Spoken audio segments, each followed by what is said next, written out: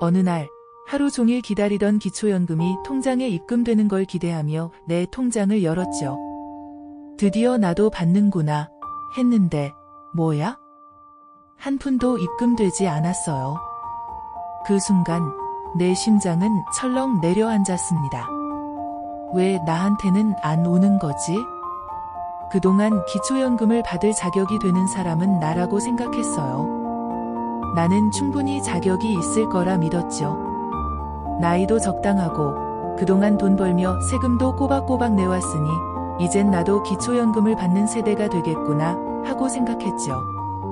그런데 아무리 기다려도 통장에 돈은커녕 알림도 안 오더라고요. 그제서야 깨달은 건 기초연금을 받기 위한 조건이 생각보다 복잡하고 까다롭다는 사실이었죠. 내가 이렇게 기초연금을 당연히 받는 사람이라고 생각했는데 그게 아니었어? 사실 기초연금은 모든 사람이 받을 수 있는 게 아니에요.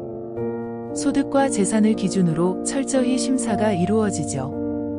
이 사실을 알게 된 후 그동안 너무 안일하게 생각했던 제 자신이 부끄러워졌어요. 기초연금은 저소득층이나 일정 재산 이하의 사람들에게만 해당되는데 내 소득이나 재산이 그 기준을 넘으면 받기 어렵다는 걸 깨닫게 된 거죠. 여러분도 혹시 저처럼 당연히 나도 받겠지 하고 생각하고 계신가요? 그렇다면 기초연금을 받기 위한 조건을 꼭 확인해 보세요. 그렇지 않으면 저처럼 낭패를 볼 수 있으니까요. 내가 왜 기초연금을 못 받는 걸까? 그 의문은 내 머리를 떠나지 않았어요. 매달 기다리던 통장 입금이 없자 점점 더 혼란스러워졌죠. 혹시 실수로 빠뜨린 게 있을까? 그래서 기초연금 조건을 다시 살펴봤어요. 그런데 거기서 중요한 단어 하나가 제 눈에 띄었죠. 바로 소득인정액. 이게 뭐지? 먼저 통장 잔고를 확인했어요. 일시적인 실수로 돈이 빠졌을 리는 없겠지 하고 생각했죠. 그런데 기초연금이 왜 안 나오는 걸까? 그때부터 또 다른 가능성들을 생각하게 되더군요. 기초연금은 단순히 통장에 있는 잔고만을 기준으로 결정되지 않아요. 소득과 재산을 종합적으로 고려하는 시스템이라 내 재정 상황이 예상보다 더 복잡한 걸 깨닫게 되었어요. 소득인정액? 이게 도대체 뭐지? 처음엔 생소한 개념이었죠. 소득인정액은 내가 실제로 벌어들인 돈과 재산을 기준으로 정부가 산출하는 금액이에요. 여기에는 내가 받는 월급뿐만 아니라 재산에 대한 평가도 포함되거든요. 예를 들어 내가 보유한 집이나 차, 기타 자산들도 소득인정액에 영향을 미칠 수 있다는 거죠. 이게 기준을 넘으면 기초연금을 받을 수 없다는 사실을 그때서야 이해하게 되었습니다. 기초연금을 받는 건 누구나 가능한 일일까요? 사실 그렇지 않다는 사실을 알게 됐을 때 저는 깜짝 놀랐습니다. 기초연금? 그거 내가 당연히 받는 거 아니었어? 라고 생각했는데 알고 보니 조건이 꽤 까다롭더라고요. 그럼 나도 해당될지 어떻게 알 수 있을까요? 우선 기초연금을 받기 위한 기준이 있다는 걸 알아야 해요. 내가 그 기준에 맞는지 확인하려면 몇 가지 중요한 사항을 점검해야 합니다. 가장 먼저 나의 연령입니다. 기초연금은 만 65세 이상이어야 받을 수 있어요.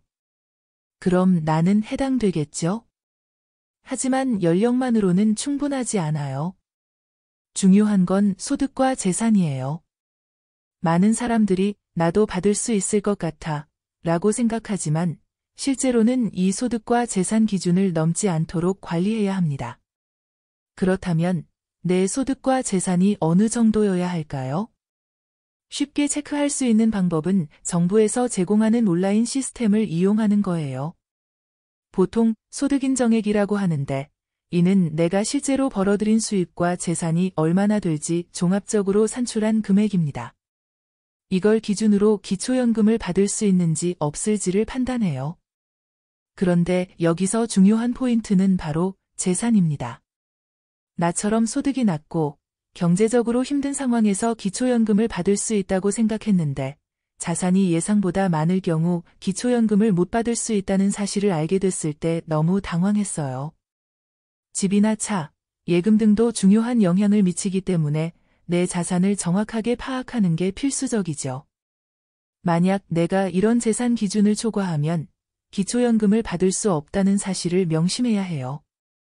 쉽게 말해서 기초연금은 단순히 나의 나이나 소득만으로 결정되지 않아요. 재산까지 종합적으로 고려하니까 미리 체크해보고 준비하는 게 중요하답니다. 여러분도 이 점 꼭 확인해보세요. 기초연금을 받기 위한 조건과 방법을 정확히 알고 있어야 불필요한 손해를 보지 않죠. 나도 처음에는 그저 기초연금이 자연스럽게 들어올 거라 생각했어요.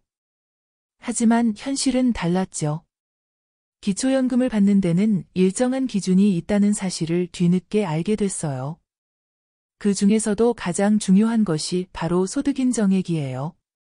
소득인정액이란 말 그대로 내가 실제로 벌고 있는 소득과 재산을 모두 합친 금액을 말해요. 이 금액이 일정 기준 이하일 때 기초연금을 받을 자격이 주어지는 거죠. 그런데 단순히 은행 잔고만 보면 안 된다는 사실 알고 계셨나요? 내 재산을 평가할 때는 은행 잔고뿐 아니라 부동산, 차량, 금융자산 등도 고려되기 때문에 잔고가 많다면 기초연금을 받지 못할 수도 있어요. 그럼 이 소득인정액을 어떻게 낮출 수 있을까요? 사실 합법적으로 소득인정액을 낮출 수 있는 방법들이 있어요. 예를 들어 부양가족이 있다면 그 가족을 등록하거나 기초연금을 받기 위한 신청을 철저히 준비하는 것만으로도 변화를 가져올 수 있답니다. 하지만 이런 정보들을 모르고 있으면 기초연금을 놓칠 수 있어요. 이렇게 사소한 차이가 결국 큰 결과를 낳을 수 있으니 꼭 꼼꼼히 확인하는 게 중요해요. 이럴 줄 알았으면 미리 준비할 걸. 이런 후회가 갑자기 밀려왔던 경험, 다들 한 번쯤은 있으실 거예요. 기초연금을 받을 수 있다고 생각했지만 실제로 필요한 자격 조건을 미리 알지 못했을 때는 정말 당황스러웠죠. 제 경험이 그런 거였어요. 그냥 나도 받을 수 있겠지 라는 생각이었지만 막상 통장에 입금되지 않자 정말 난감했죠. 그럼 기초연금을 확실하게 챙기려면 무엇을 확인해야 할까요? 첫 번째로 소득인정액을 정확히 계산해야 해요. 은행 잔고나 단순히 내 자산만 보고 판단하면 안 돼요. 소득인정액은 내가 소득과 재산을 합친 금액이에요.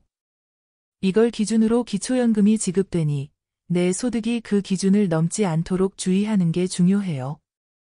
그리고 기초연금을 받을 수 있는 자격은 소득 하위 70%까지 해당되니까 나의 재산 상태도 점검해봐야 해요. 부동산이나 다른 재산이 많다면 그것도 모두 고려되기 때문에 예기치 않게 연금을 놓칠 수 있어요. 아, 이런 것도 고려되는 거구나 하고 놀랐던 순간을 잊을 수 없네요. 마지막으로 연금 받는 사람의 가구 형태도 중요해요. 만약 내가 혼자 살고 있다면 단독 가구 기준에 맞춰서 확인해야 하고 부부가 함께 살고 있다면 그 기준이 달라지죠. 나의 상황에 맞는 정보를 정확하게 파악하고 준비하는 게 후회를 막는 방법입니다. 기초연금 제대로 챙기지 않으면 놓칠 수 있어요. 미리 준비하고 한 번 더 체크해보세요. 후회하는 일이 없도록 말이죠. 준비하지 않으면 실패를 준비하는 것이다.